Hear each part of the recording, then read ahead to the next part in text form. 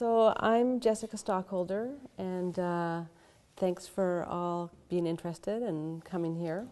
I'm a professor here at the University of Chicago and been here for about a year, chairing the Department of Visual Arts. And I'm going to, over last year, I was invited to make a work downtown, which was called Color Jam. So I thought to talk about that work a little bit and then kind of talk about how it relates to my work in general and talk about how I understand the work to be meaningful.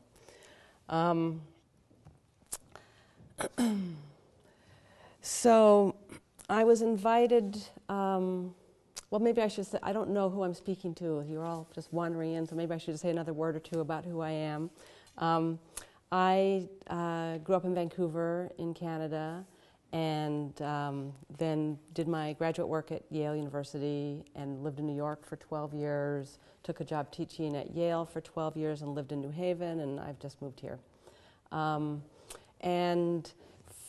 I imagine most of you know something about my work or you wouldn't have decided to come to this particular event. But I work at this scale. This is a slide of Color Jam that was downtown. I think it just came down over the last month or so, took it in stages.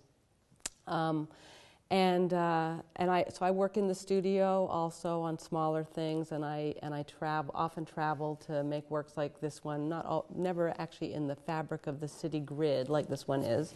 This was a first, but I make works in response to particular sites inside and kind of a growing number of outdoor works also.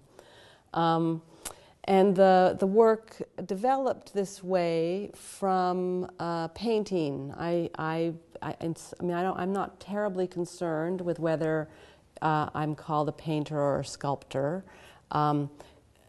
but my work does grow from both of those histories, and I am interested in and concerned very much with formality and bracketing and the edges of things and how we understand and see things both actually, and how our actual movement through the world and process of looking is metaphoric for how we think.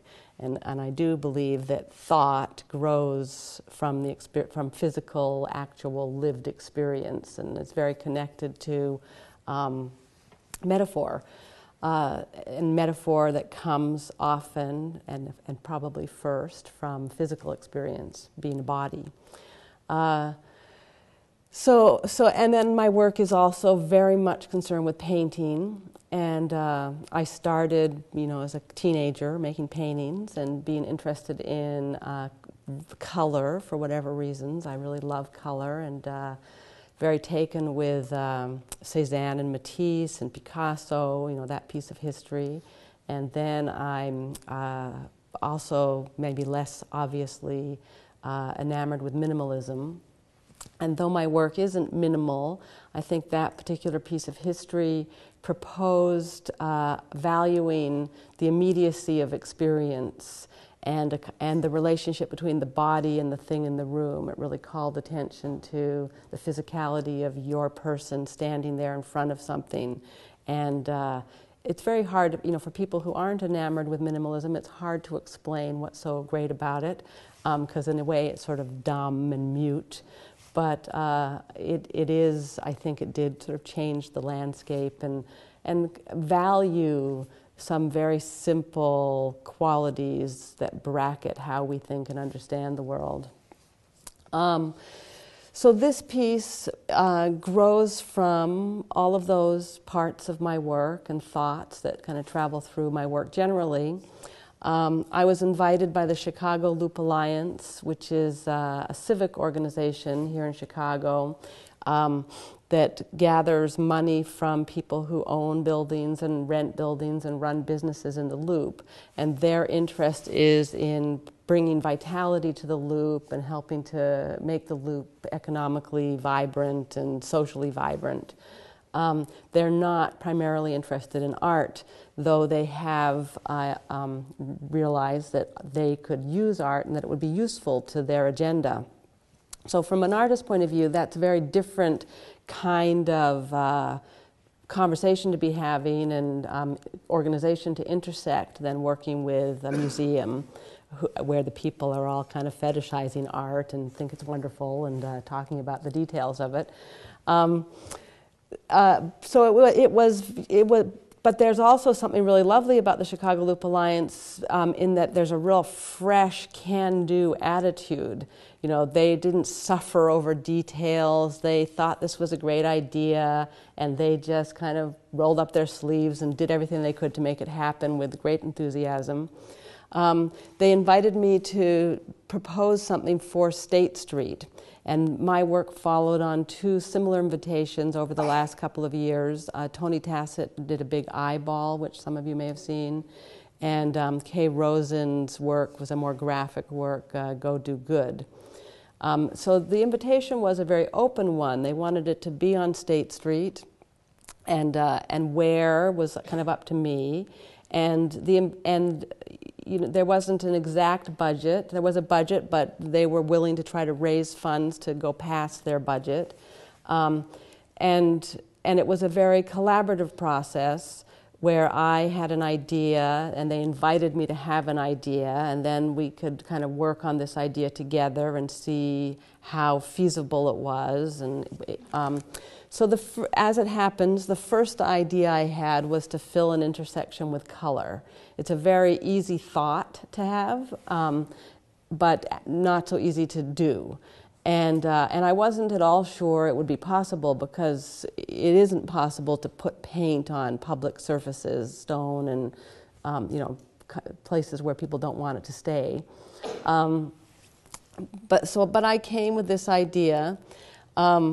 And in fact, it was possible because there's this vinyl adhesive material that's used for signage and for the Olympics, and it's kind of been developed. I don't know what exactly the time frame, but it's a pretty new material that made this possible. On the ground, it's a foil, an adhesive-backed foil that's a kind of silvery color that's painted. And on the buildings, there's two different materials. There's an adhesive-backed vinyl that's printed with the color, and there's an adhesive-backed vinyl, a scrim vinyl that's kind of hung on hardware. And those two materials were used depending on what the building was and whether the adhesive vinyl could stick to it. The ground was painted and not printed, because the thought was that it would not wear, that there would be issues with wear and tear, and that it would be less expensive to repaint. In retrospect, that was not true for various reasons. I'll elaborate. The foil-backed material was, or the adhesive-backed foil was warranted by the company. They said it would withstand all the wear and tear of that location, which it didn't. And I'm not really, I wasn't surprised. It's a pretty intensely trafficked area, and it would have been actually quite surprising if it had. And if I were invited to do this again, I did learn a thing or two. I think what I would do next time is print a color on the foil and paint it, so that as the paint wore off, there would be a color contrast, and it would be a shift that was apparent to everybody, people who are interested in art and people who aren't. It would be apparent that there was a kind of intentionality in that. And because, you know, the general public here and the people who own the buildings and the people who care about the, you know, neat kept quality of the loop, they were very unhappy to think that the work was failing. They wanted it to be clean and, you know, good and, you know, sparkly for the health and well-being of the loop. So I think just building in a little obvious intentionality there would have eased people in that way. And also it could have been visually really beautiful. You know, you could play, or I could play with the color relationships that, you know, might happen that way. As it was, the way that the paint wore out in the road where the car, you can see some of that in this image, where the kind of tires go over the color, that I thought was really beautiful. There was a real indexical thing that happened where you kind of time was accounted for, and it faded away really beautifully. On the sidewalks, the paint failed in a more kind of disturbing way. There would be, like, I think some kind of crack or failure, and water would come underneath and like chunks of it would peel off. And that didn't look so good when it happened. On the sidewalk, there was some small budget to repaint the sidewalk, so those did get tended to throughout the life of the work. And for permitting reasons, as it turns out, it was very difficult to actually do anything to the road, and it never happened because you need a permit with the city, and it takes time, and then if it's raining on the night that the permit day finally arrives, it's all finished and you have to start again, and so the road didn't actually get finished. And you can see here there was an error made when the work was installed. My idea was that there were these, well, let me backtrack a moment. My first idea was to actually fill the intersection with color. So there would be color all over the road and sidewalks. And there are three stripes of color, this red, blue, and green, that run diagonally across the intersection. And for code reasons, I couldn't actually have the color run all the way across the road. And I understand why. In fact, I think it's quite remarkable that the city allowed this to happen. There are different areas. There are 4 different buildings owned by different people. One of them's a government building. The other are private buildings owned by different private individuals. There are different businesses in those buildings and signage. There's a CVS and a Starbucks. Then there's different laws governing what can and can't happen on the road and the sidewalk. So actually, it's remarkable that this thing could happen at all. And I don't think that there are many places where it would have happened.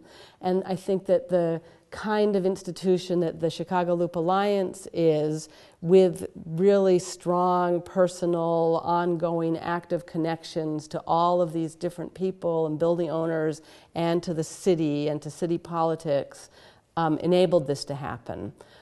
So that was kind of great to work with and remarkable. So though I have some disappointments, they're in context of an event that is unusual and was really a great thing to be able to do. So these 3 stripes of color, they don't, and in one way it's like, it's an abstract idea, a geometric abstract idea that overlays a particular intersection. And it's not a perfect square or anything. It's not like, step back, it's not like all the edges of the colors make this perfect square. But they do kind of make a geometric form that's complete and sort of unified, of its own thing, quite distinct from the buildings and the street that it's laid over. And it's geometric, like the grid of the city is, and like the buildings are, but it's a kilter. It's at odds with that grid, and the various lines between the colors and the edges of the colors don't respect the buildings or the grid of the city. They're kind of counter to it and fall in kind of haphazard relation to the edges of the things that are already there. So it's both it's made in response to what is there, but it's also deliberately at odds with what's there and distinct from that. And what was nice about it, from my point of view, what I enjoyed about the work was that though that was the case, that it's abstract and distinct from what's there, and it kind of exists separately from the particularity of the city, that it is there called attention to all kinds of details that you don't, or at least I don't, dwell on normally. So the particular color of the traffic lights kind of became, the greens and the reds of the traffic lights were a little different. I guess they used different bulbs, and you would kind of notice that against the colors that I put there. and the details of the stonework and concrete, and then also the colors that people wear, and cars and traffic coming through. I wanted to tell you one more thing. Let me just go back. You would, all of the colors of the city moving became very much part of the work, sort of entered the static and newly introduced color experience that the work was. The thing I want to point out is that blue shape in the middle of the intersection was kind of the result of a negotiation. The city said that there could be a little bit of blue in the middle of the street, and I could propose something and they would say yes or no. So that was like instead of filling the intersection. And then you can see that the edge on the left side, the edge of that blue is not in sync with the blue lines on either side, and it should have been. So from my point of view, that was kind of a really sad mistake. And then for various permitting reasons, no one could go and fix it. So it was a mistake that was made, right when it was installed, and it was never addressed. And so that was kind of sad, because conceptually it kind of throws the work askew, where the lines should line up, and there's an implication of fill in these areas, that these stripes of blue and green, that an implication that the color might run on, though it doesn't. What else to say about this work? So some of these pictures I gathered online, that other people took. So this is one of those. And there are actually some great pictures online that are protected. I would have to send an email and ask if I can gather them. And this is the adhesive-backed foil that goes up some of the lampposts. The work was I worked with a guy, Tristan Hummel, who was hired to facilitate the work, and a young person who was really great and kind of sourced people and materials and helped make this possible, because I didn't have time to do that. And he found a company called Bloomingdale Sign Company, and they installed the work. And they were really great. So that was a nice thing, that everybody kind of got on board to make this happen. It was one of the things that I think is interesting is the different kinds of value to notice in that experience. The Chicago Loop Alliance, they want people to be interested in the loop, and they're using art to draw attention and hoping to get lots of publicity. And the Bloomingdale Sign Company, they were all excited and enjoyed the work, I think, on some level, distinct from business, but they also really they liked the novelty of the event, because they could use it then to gather more business, and also like to put pictures on their website and advertise their materials. And for me, the value of the work and value of art is not, though it's an interesting moment in the world where there's so much economy attached to art, and such a kind of buzz about how much things cost, and really I don't think there's any way to understand why some things are so expensive.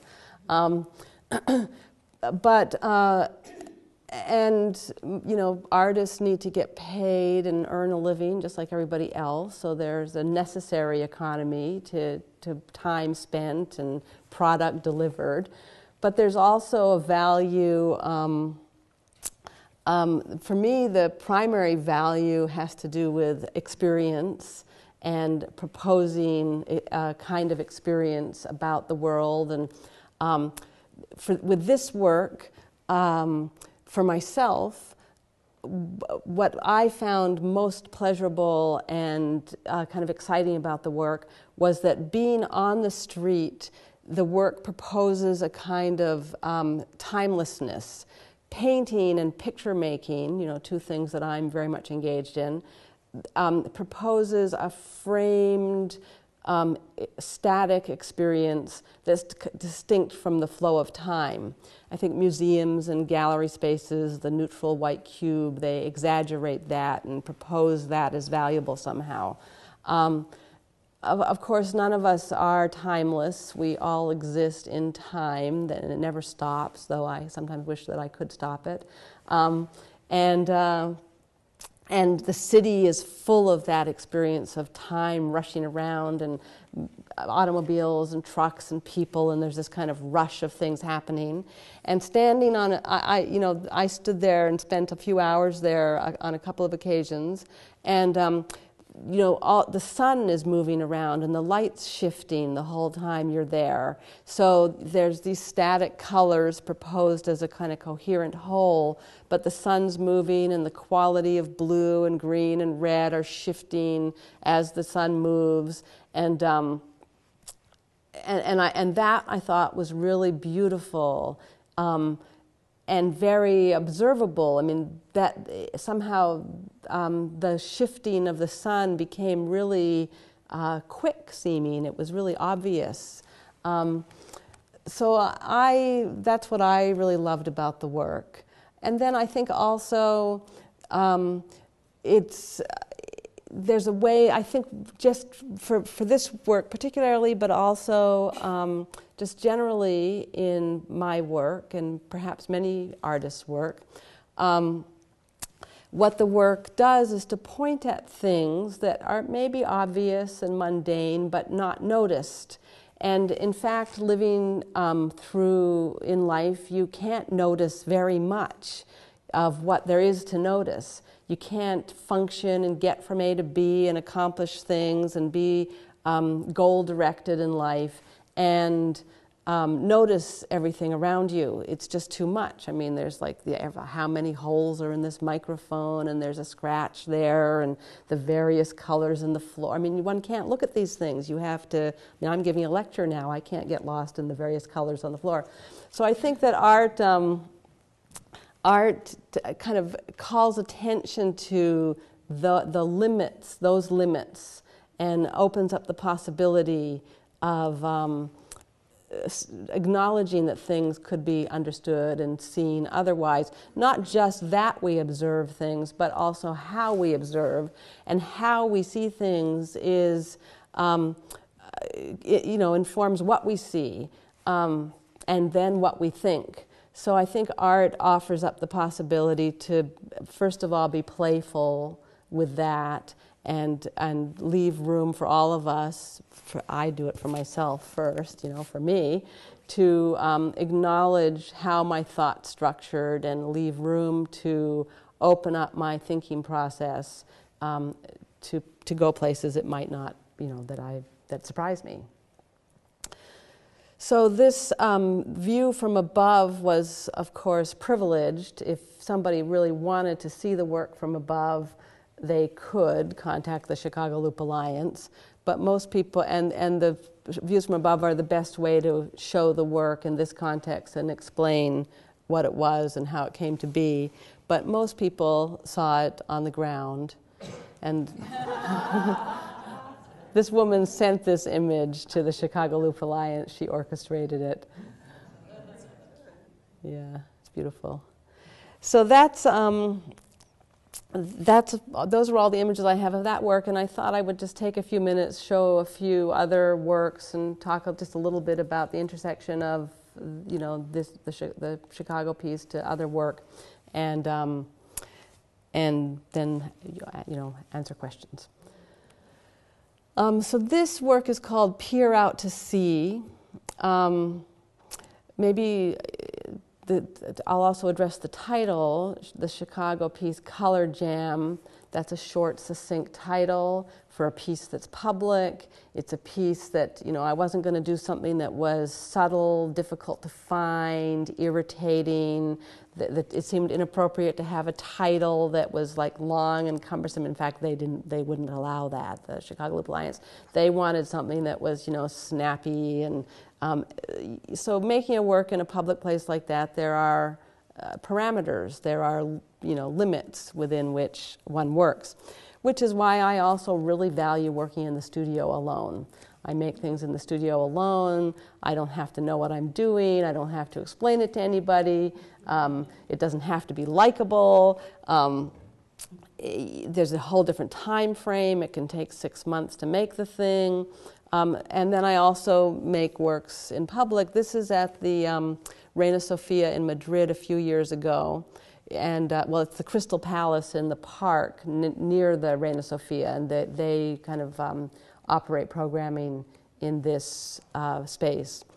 And a pier out to sea, it was P-E-E-R, pier. But there's this man-made lake in front of the space, and there could have been a pier out into the lake. Oh, something's completely wrong. We only have the one piece. Oh well, I won't talk about this too much because I somehow don't have all the images here. But it went. This was a Crystal Palace, and the work was made in relationship to the space inside the Crystal Palace. And there was a pier-like structure that was built into the Crystal Palace. You could walk up some stairs onto that pier, maybe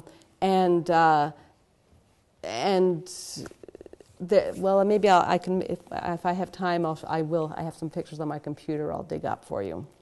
So this is just really quickly, this is when I was a teenager, interested in Cézanne and Matisse on paper, a painting on paper. This is on unstretched canvas. And here I'm interested in the space between two figures, which is not unlike what I'm still interested in, the space between the body, looking at things, and architecture and color. And I was studying with Professor Maury Baden, who's still a very good friend of mine and an artist on the West Coast. He lives in Victoria on Vancouver Island. And he was quite critical of the unstretched canvas on the wall and discussed the way in which easel painting has a contextual relationship to the wall. It's a small, rigid mirror of a rectangular wall. And so I started to include pieces of the wall in the work. And I was looking also at the work of a good friend of Maury's, Stephen Davis, who's an artist, painter who lives in New York City, who was working with things on the wall and space between things. And Judy Pfaff's work was very in the air at that time. So having brought pieces of the wall into the work, I quickly became aware that then the edges of the wall framed the work. So in this piece, I'm putting things on the wall, and on the left side there's a board that goes up through the ceiling, and there's a wire on the floor that comes out into the room. So I started to kind of elbow the edges of the wall and be interested in the space in the room also. And I finished college, moved to Toronto, where I lived for a year, and this was my loft. I lived in a loft. This was my kitchen in the loft. And it was the first and last time that I included my living space in a work like this. And I think that the work developed as it has, insisting on the kind of mundane nature of experience, being unhappy with the preciousness that kind of gets in the way of experiencing art in a really immediate way. Especially as a younger person, I was kind of angry at that and upset at what the preciousness of art did to my experience of it. But at the same time, I value that very preciousness and the fact that we have constructed a category called art that contains and invites an intensity of experience that one can't live with all the time, and also carves out a place for, not that I make use of this so much, but a place, at least I don't think so, a place for really upsetting and controversial and provocative material. I think art is a great place for all of those things to exist, and it's a great thing that we allow that. So I have kind of a double ambivalent relationship to that container, and this was in 1983. It was in my father's backyard in Vancouver, And so this is a little bit related to the color jam piece. It's outside. And in this work, I proposed the backyard as a formal container. It's people's property tends to be rectilinear, though it isn't always. It's carved out in that way. And the rectilinear mattress is kind of reflecting the rectilinear backyard, and the orange color on it is a complement of the green grass, and the orange berries on the tree are a complement to the blue paint on the grass. So it's a very painterly gesture intersecting the formality of the backyard and acknowledging also the formality of painting and the history of painting. And then many years after this, when I moved to Connecticut, where I lived for 12 years, from New York, I kind of noticed that people stand back from their property, and you kind of don't look at your neighbor's property. You kind of look at the edges of yours, and and the little bit of the garden there, and fix that up here and plant this here, and that it's a very pictorial way of looking. And I think that picture making is quite related to looking out the window and to property boundaries and ownership. This is called Landscape Linoleum, and this was about, 13 years ago. It's a little frightening the way the years keep moving. And it was in a sculpture park in Middelheim, Belgium. Where the park had two sides. It had a classical and a contemporary side, and I was invited to make a temporary work wherever I wanted in the park. So I proposed this work on the classical side. So these cast bronze sculptures are kind of always there and scattered around. And there are also pathways in the park that you move through. And I put the scaffolding with cars, and there's some green paint on green foliage, and then there were also these cement blocks cast kind of in relationship to the pedestals that the sculptures were on. And the piece is made in relationship to two planes, the plane of the ground, and here you can see there's a kind of cut into that plane that's part of the work, and the plane of this bank of trees that it's built against. So I'm taking the surfaces, these planes of the park, as kind of painterly surfaces full of pictorial possibility, in the same way that walls are full of pictorial possibility. Only in galleries and museums where the walls have tended to be white, and there's a set of essays, The White Cube by Brian O'Doherty, that kind of talks about that convention that's also played with. I mean, there are lots of colored exhibitions around too. The park too proposes a kind of mythology or a set of stories and values like the gallery walls do. Gallery walls aren't really neutral. They're full of all kinds of proposed value and assumptions, but we take them kind of as a neutral blank place. And the park isn't really nature, though we go there and feel like we're part of nature and it's about nature somehow. The lawn is a manicured, civilized product, and nothing in this park is wild or grew there. It's all planted and orchestrated. So my work is made kind of against the backdrop of somebody else's orchestration. And though, generally speaking, maybe that's the wrong way to put it, the generally word I'll take away from there. I really do value the aloneness of making art, and the way in which art, in this culture anyway, proposes that the artist is in some senses alone, and the way in which we value art has something to do with originality, though probably none of us are original. We're all working in relationship to huge numbers of history, and if you flip through the pages of Art Forum over the last 20 years, there's all kinds of people who were forgotten, who we might be quoting now if we knew about them. we don't really, any of us exist alone. We all exist in relationship to shared forms of activity and thinking, but, and also just in terms of practicality, we don't do anything alone. We rely on many webs of people doing things to move through each day. Even so, the stress on having your own thoughts as an artist and taking account of what they are and deciding what you will do, I think that's a really important piece of being an artist and an important value that's proposed by art making in a democratic society where people are assumed to have some sense of will and free thinking. So that was a heat lamp. The heat lamp is like heating a volume of air, like the volume of color.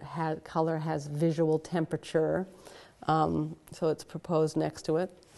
This is another work outdoors that's actually a permanent work, still there in St. Gallen, Switzerland.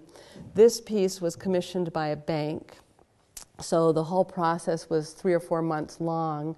I'm involved in some other commissions having to do with the French, been invited by French government processes, and I'm doing a proposal here for a GSA project. Those projects take years, so it's kind of interesting to see the difference.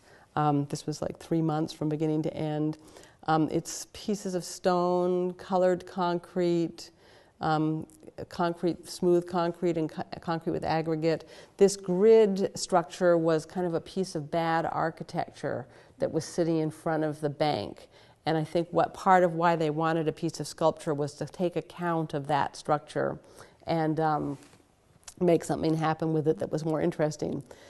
And that's a kind of powder-coated printing process on aluminum that comes from a digital image of an orange. It's the same image on both sides with different color combinations, and it's perforated, so you can see through it. And then in this work, there's this rope that runs across from the sculpture to the buildings. And in the last work in the park, I also used those ropes, colored ropes. I think that my interest in that is in the fact that your eyes move very quickly, making pictures, understanding the visuality of the world that we live in, and the body moves much more slowly than the eye.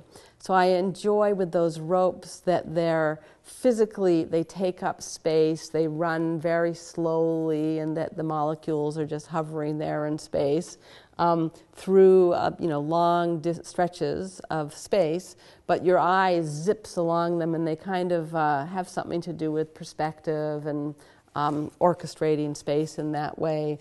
And my work generally is about that. It's about moving around and being presented with a kind of picture that at some junctures is kind of complete and formally satisfying and still, and at other junctures kind of falls apart and becomes fragmented. And your body is a thing in space, moving in time. When the picture comes together, there's a still completeness that kind of eclipses the body. So generally, I'm interested in that kind of back and forth, and I think there's a discomfort in that experience that is not evident in the images. When you're sitting here looking at images, it's much more, the images, fortunately for me, capture something of the work, but they capture something that's more comfortable than actually walking around one of these works where there's comfort and discomfort, and it's not always easy to understand the edges of the thing that you're looking at. These are, maybe I'll finish with this work. This is actually the images of the work that I thought I'd lost. It's Peer Out to Sea. So I actually designed this handicap ramp. They needed a new one, so this was designed as part of the work. And you come up the stairs here onto this pier or platform, and there's a little abstract expressionist painting there. And maybe I'll just, the abstract expressionist piece, I grew up at a time when that was a kind of taboo word, expression, and the abstract expressionists were not so very respected. And I think there's still controversy about that in different camps of people in relationship to expression and feeling in art and how it matters. I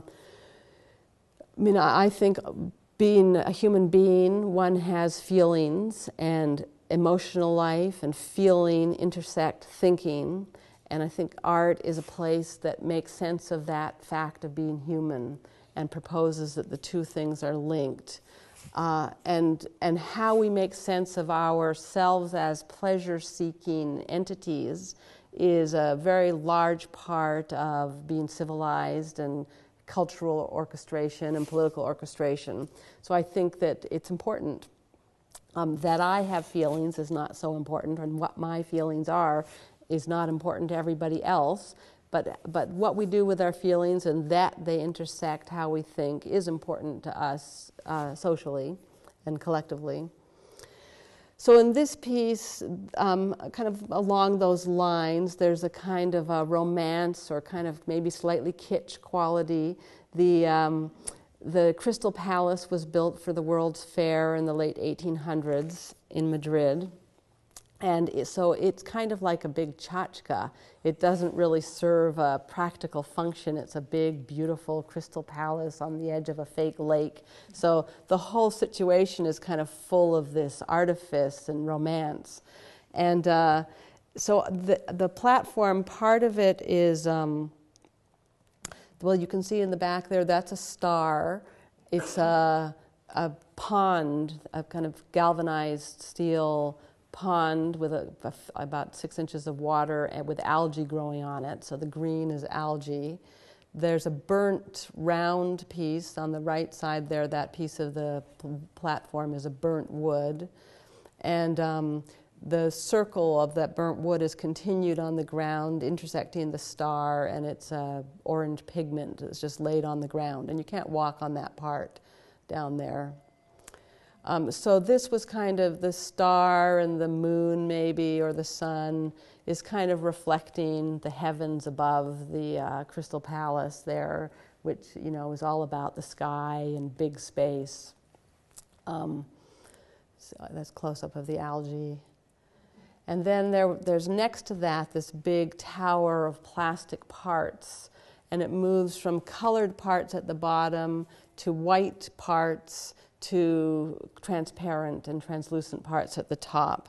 And it kind of mirrors outside. There's a fountain in a kind of big shooting fountain in the lake outside that this is kind of mirroring.